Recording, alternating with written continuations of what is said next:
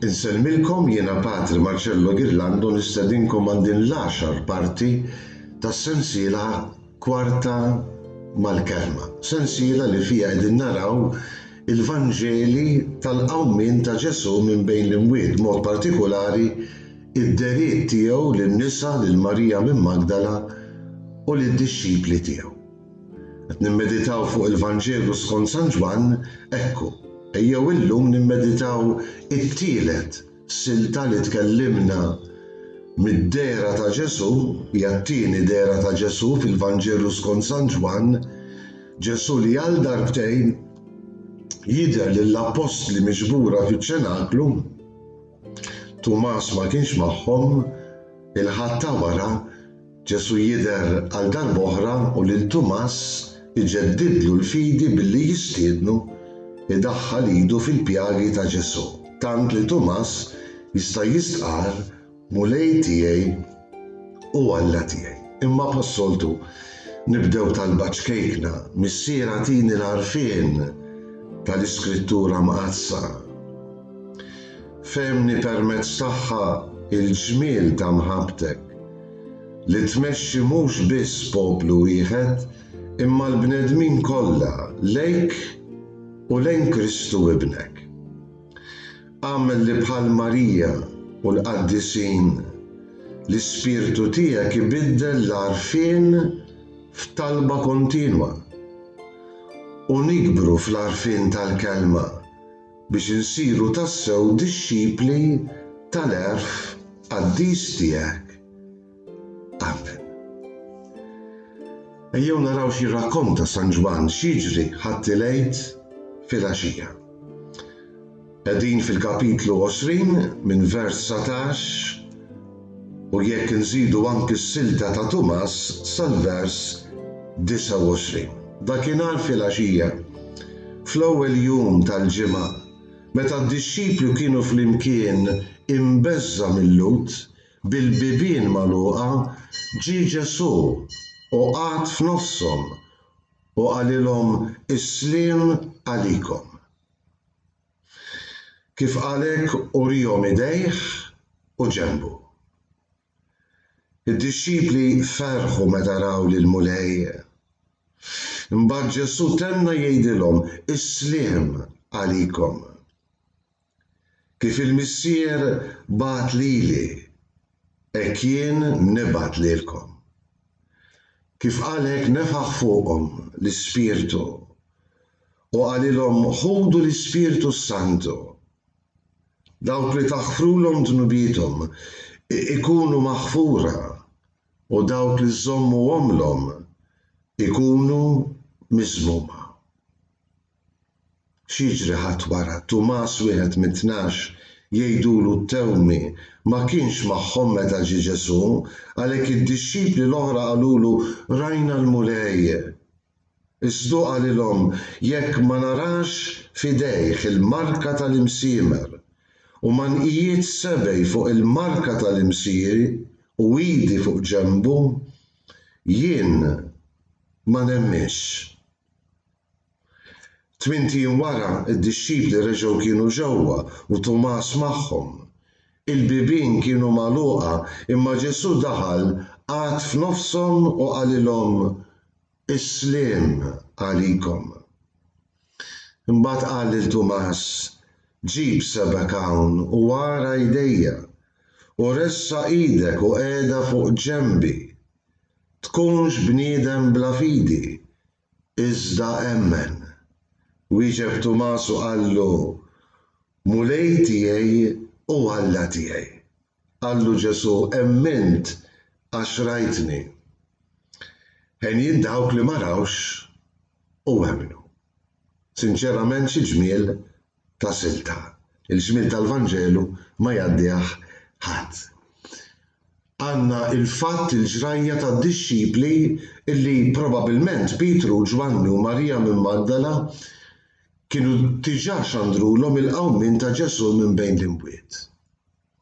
Ġrajja straordinarja, imma li ovvjament biex jaslu għal fidi sħiħa fiha kien meħtieġ li anki huma jagħmlu il-mixja tagħhom, il-pellegrinaġġ tagħhom. Aħna fl-aħħar parti rajna il-pellegrinaġġ ta' fidi ta' Marija ta' Magdala, hekk illum għandna il-grupp tal-Apostli u fosthom naqra aktar tqanżieħ il-mixja ta' fidi li jasal biex jagħmel għall-grazzja t'Alla anki Tumas li ddubita il-qawmien ta' Ġesu minn bejn l-imwiet.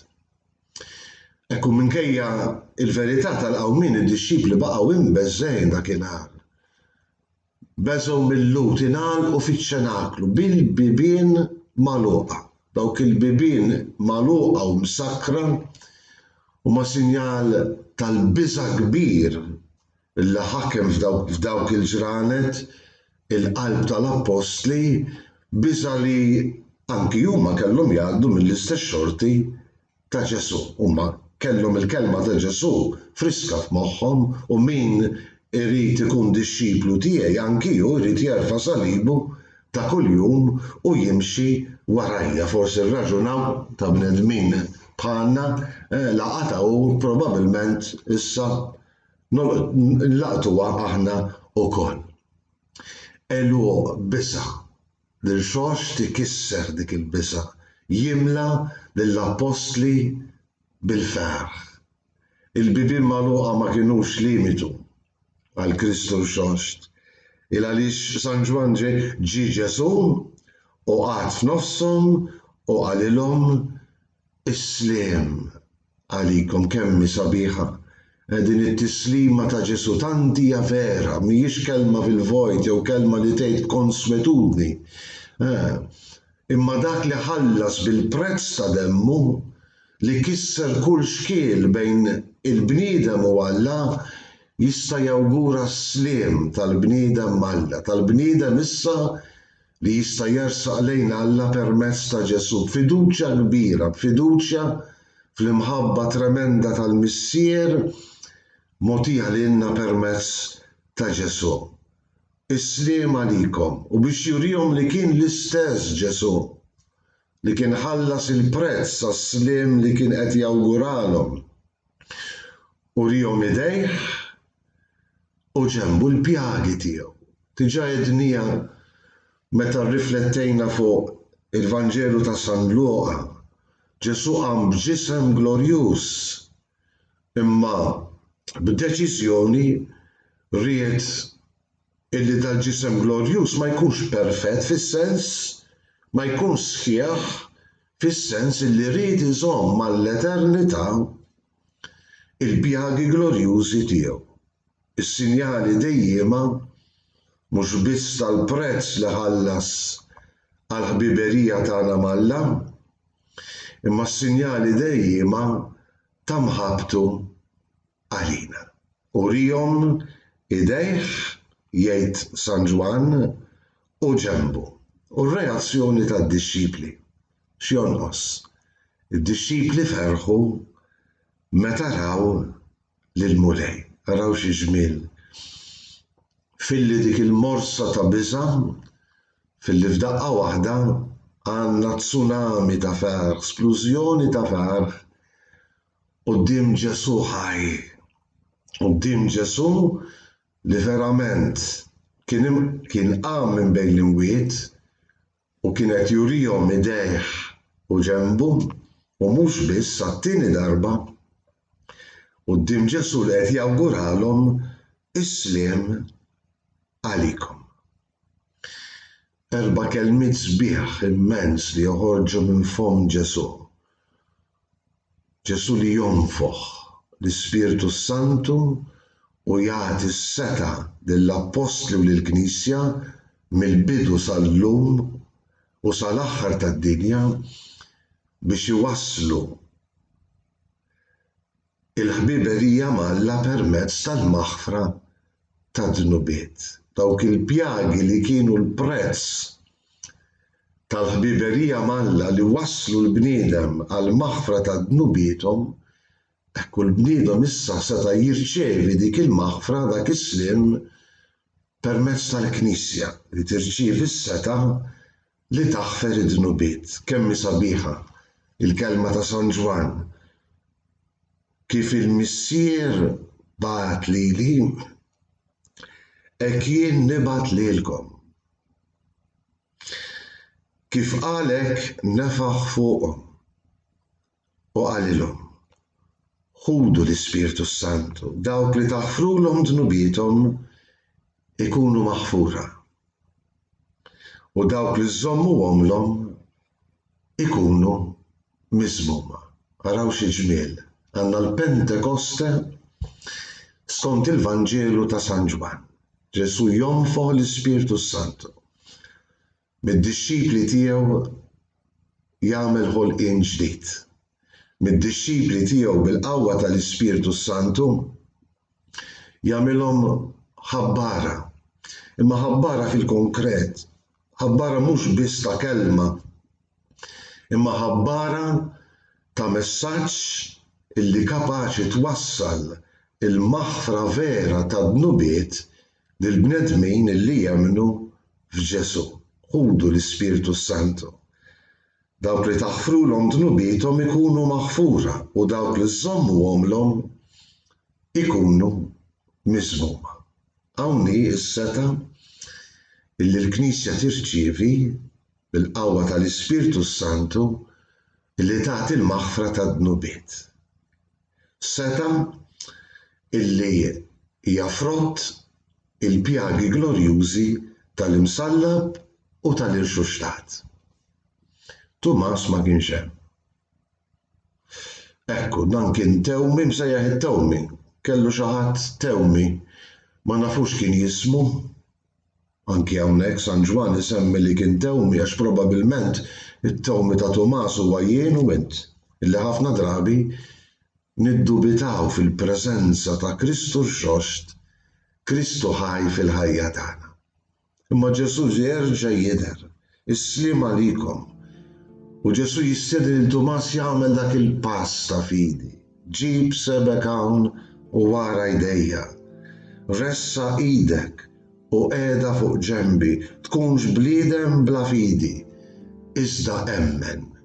Kemm il-darba nġib quddiem għajnejl Tumas idaħħal sebgħu idejh fil-kustat ta' Ġesu min jaf x'esperjenza tal-ġen. Daħħal idejh f'dawk is-sinjali li huma l-għajn tal-ħnina infinita ta' Ġesu fuqna l-bnedmin. U min iduq il-ħnina infinita ta' Ġesu, kif jista' ma jemminx li dak Ġesu huwa verament ħaj. Mhux taf xejn illi Tumas joħroġ dik l-istqarrija tal-fidi. Mulej tiegħi u Alla tiegħi. Mulej tiegħi u Alla tiegħi. Il-qalb ta' Tumas quddiem dik is-sensazzjoni illi imlietlu moħħu qalbu il-ħajja kollha tiegħu ġalitu jgħid minn qalbu mulej tiegħi u Alla tiegħi. Xi ġmiel, u l-Vanġelu jagħlaq b'kelma ta' konsolazzjoni kbira, kelma ta' faraġ għalina. Meta Ġesu jgħid lil Tumas u jgħid lilek lilna lkoll. Emmint għax rajtni. Ħejjin dawk li ma rawx u emmnu. Aħna ma rajnikx mulej, imma nemmnu. U kull darba li nħarsu lejn il-pjagi glorjużi tiegħek, niftakru fil-ħnina tiegħek infinita għalina. Ħnina infinita li inti tferra fil-qalb tagħna kontinwament bil-maħfra ta' dnubiet illi jien trid li twasslilna il-Knisja imqazza tiegħek. Għal dan kollu mulej, sedda il-fidi tagħna bħal tal-Apostli u bħal ta' Tumas. Ħalli aħna wkoll nistgħu ngħidulek issa u dejjem mulej tiegħi u Alla tiegħi. Insellmilkom.